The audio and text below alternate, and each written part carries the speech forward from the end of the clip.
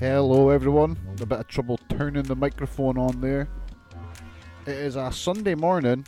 This is a very unique, and it's going to be a very short episode of the ABZ podcast, but I'm going to say this one's more, I'm going back to my world of trash roots here. This is a funny, well it's a funny and tragic story because it's tragic to hear that humans can be this bloody insane. So you might see the title, if you're on Periscope here, you'll see the title. Obviously, if you're listening to this, you've seen the title. Chris Regal faked his death. Confirmed. 100% confirmed. He's came back from the dead. A lot of us said, look, this story's got more plot holes than the Bible. This is bullshit. To people on Periscope, don't worry, I'm going to describe to you who the guy is in a second, because I just feel that, well, this is a story I've been following for months since it happened. I've been following the TNA Mecca for ages. But let's get into it. So, who is Chris Regal and why has he faked his death? Right. This is all a story that revolves around the internet wrestling community, right? There's such a thing, it's called the internet wrestling community.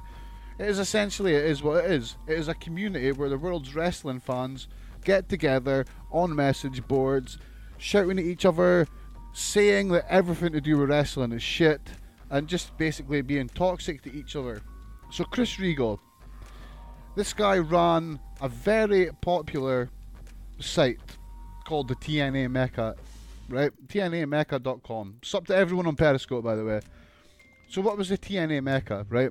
The TNA Mecca was a site where people who were obsessed by the TNA wrestling promotion from the USA could get together and talk in a safe space whilst criticising everyone else and saying they're all getting picked on and the such. But that's, regardless, the TNA Mecca was a bit pathetic. It was one of the more laughed at sites in the internet wrestling community because it was just ridiculous. I mean, they're hardcore fans of a promotion that has now only got less than 300,000 viewers a week. It's ridiculous. But I digress. So Chris Regal was the leader of this pathetic internet community. And he did it with vigour. He loved that place. He would never let it go. And yeah, he always came across, I mean, a lot of the people on the TNA Mecca come across as they like attention. The wrong sort of attention, and they like shouting at each other, and they like banning people, and they like blonde. It was like the bastion of internet Nazi forumish. So I don't mean literal forums, but they act like a bunch of little Nazis to each other, censoring everything, unless it's of course to do with TNA. And then a news came early 2017 that Chris Regal had died of cancer. This was big news, right? Obviously, people within the TNA Mecca site, they were all totally broken. People all over the wrestling's internet community were upset. We had obviously Ryan Satin. He's a pretty big journalist within wrestling. He covered it. He tweeted about it. Dave freaking Meltzer mentioned it. It was covered in the Wrestling Observer newsletter. It was on every wrestling news website there is. Every wrestling community was talking about it because it was news. And he literally had people mourning. I wouldn't say thousands because I don't know if it's thousands, but I mean thousands of people would have known about this. But there was definitely hundreds of people who were legitimately feeling sad because Chris Regal had died of cancer. Now, in the lead up to this, he had never ever told his best friends or anything that he was ill in any way. All they knew of Chris is that Chris was, and this is what I've read from the site, this is not just me throwing tags out. All they really knew about Chris was that he was an openly gay man, an openly gay single father, who lived in America with his parents. And that was it. That's all I really could find out. No one really knew his name. I mean, in the investigations I did, I could never find his actual name. I could find pseudonyms. His name was never there. And I did get a name in the investigation when I was trying to dig this in, but I couldn't find nothing. There was no trace. His internet footprint was quite small, apart from the TNA Mecca, which for me was his downfall, because that proved he was never dead. So yeah, in the lead up to that, everyone found out Chris had died. Everyone was sad, and then Chris is invented. I mean, you've got to take everything that was said after this into question, because he was lying about the whole thing. So his family came to his website forum. His family came to a geeky as hell wrestling related internet forum to start using it in the memory of Chris. Like, as I said, he was obsessed with the site, and he was obsessed with TNA. So that was cool. People bought it. Some of us were like, oh, what? Why is his family coming and joining a hardcore TNA wrestling fan site just because his son's dead? That makes no sense. And then, a week, 2 weeks after, Chris Regal's account, which was named George on his website, magically came back to life. People were like, whoa, what the freaking hell's happening here? It turned out it was his brother. I mean, I'm sitting here like shit. Like, if you can see me on Periscope, you'll see my reactions. Because from the start, I was like, this is total horseshit. Like, what is brother? So, yeah, his brother then joined the TNA Mecca, and his brother started watching wrestling. Now, his brother said from the start, he was like, I've never watched wrestling in my life. I'm not a fan of TNA. I'm not a fan of wrestling. But as my brother was so much into this, I'm going to watch TNA, because this way I've got a link to my brother who has now died. At this point, I was beyond skeptical of what was happening, because I was like, I've heard stories like this happening on the internet, and it just reeks of shit. It just reeked of shit. I mean, it was morbid, because, there was half of me that felt bad, because I was like, man, there is a chance this guy can actually be dead. But at the same time, there was no proof of any funerals, no obituary, like official obituaries. I'm not talking about people that didn't really know him from the wrestling community writing stuff about him. Word up, just replying to the Periscope, yeah, Obi-Wan in the mother freaking house. And you made me lose my train of thought. But yeah, it was... See, I started ranting on this situation. He invented so many things, and then there was the whole George thing. So, yeah, that's where it was. His brother came and started using the George account, right? He was then not made a moderator, because another person had been made moderator of the site. Big Dog, I believe it was, or Nom. They're both a pair of idiots anyway, but at least one of them also didn't believe that he was dead. But his brother started coming to the site. So his brother came to the site, a total novice to wrestling, as he said. He said he'd never seen wrestling in his life, but he wanted to come and watch TNA because it was that emotional link to his dead brother. People welcomed it. I thought it was crap. A lot of people. Now, I was following this story by proxy on the Wrestling Observer board.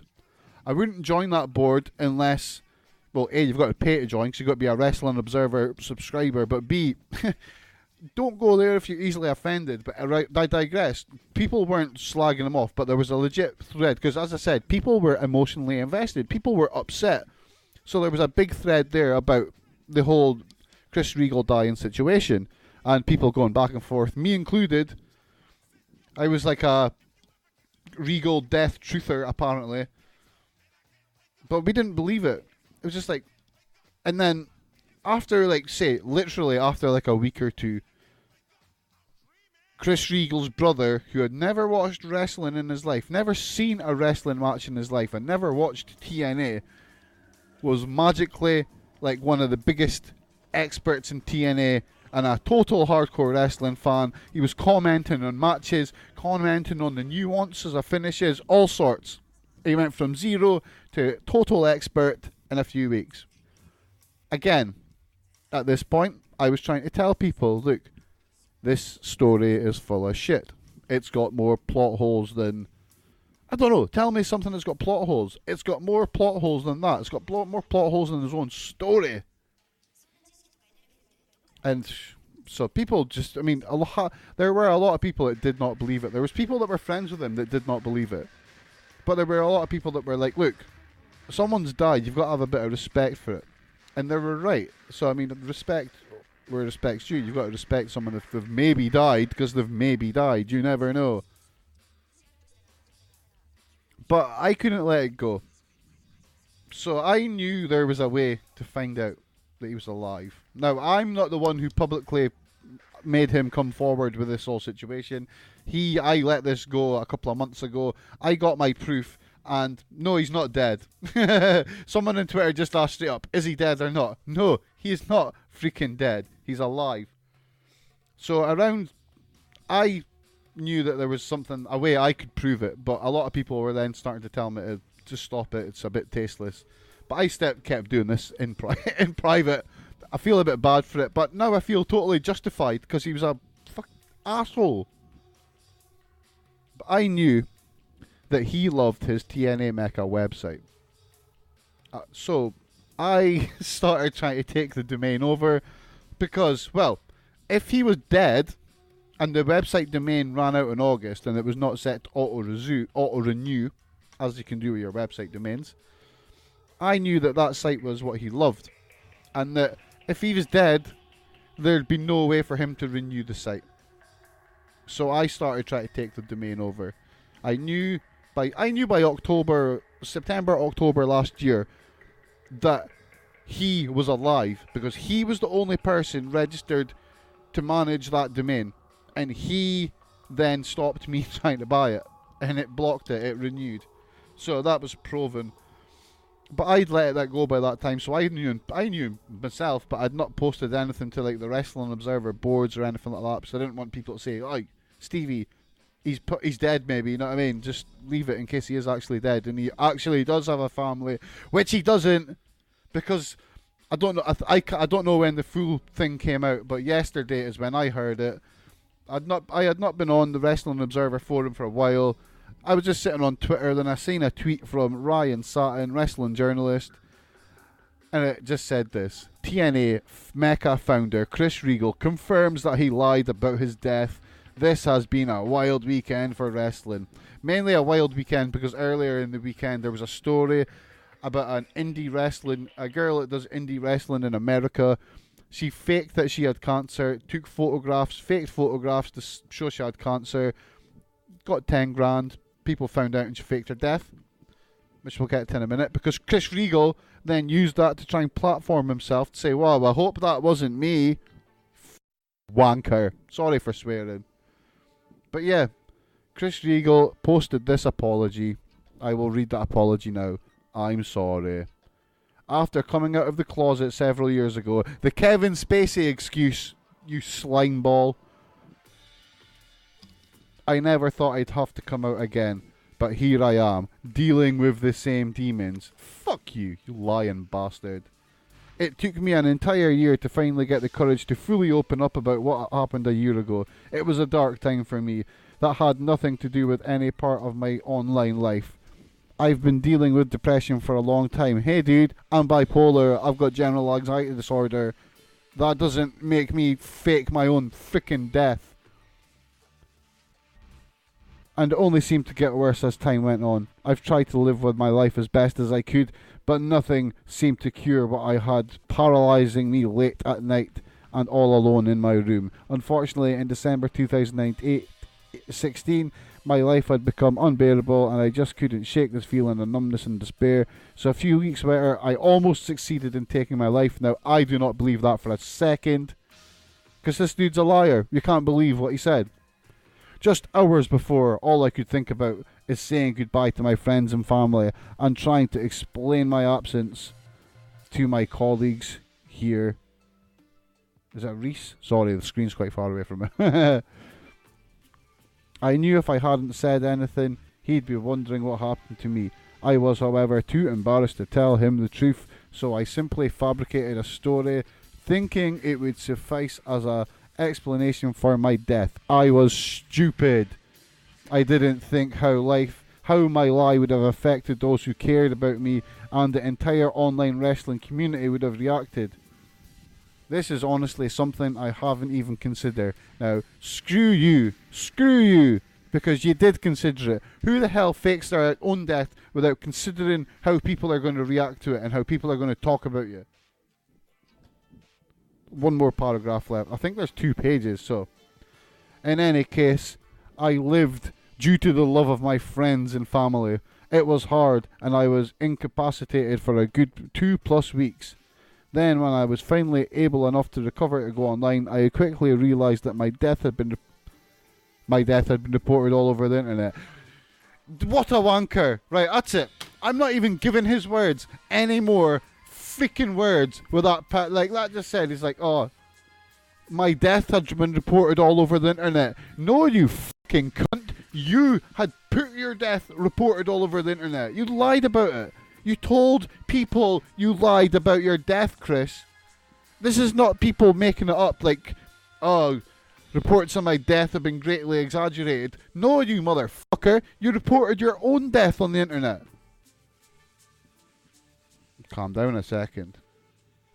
So, I mean, the claims are like mental health issues and stuff like that. I'm sorry, Chris, but I've got my own mental health problems. I've been open about that.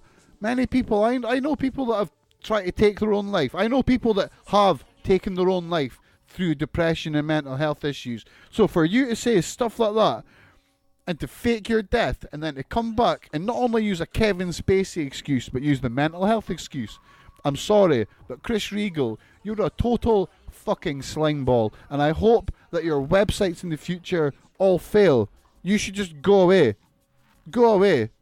And the icing of the cake was yesterday, someone asked him, because he's just come back on Twitter and he's trying to set his websites back up as if nothing has went wrong at all, as if he's not done one thing wrong. Someone messaged him yesterday and was like, Chris, so when's the TNA Mecca going to be starting back up? Is this going to be happening? He's like, yeah, it'll be happening pretty soon. And it's like, what? Like, really? It's like, really? You're just going to start your old website up and act as if nothing's happened? Act as if you haven't insulted the intelligence of all these people? Like, you literally toyed with people's emotions. So that's the end of it. Because after this day here, after me highlighting and exposing this piece of shit, I'm never going to talk about him again. The TNA Mecca can go and rot for all I care. He can go rot for all I care. And I just wanted to put this on record so the people on the internet can know, if they ever read or Google Chris Regal, that this will pop up in the freaking search. That Chris Regal is a lying piece of shit who faked his death, then sat on it for a year just to get attention. And the only reason he couldn't let it go and the only reason he came back is because he is obsessed with his fan site for a wrestling promotion that nearly died a year ago and barely any people watch. So that's me, everyone. You can catch me on Twitter at StevieABZ. If you're Chris Regal and you want to complain at me, come at me. But quite frankly, you can suck a fat one because I think you're a piece of shit. Stevie out.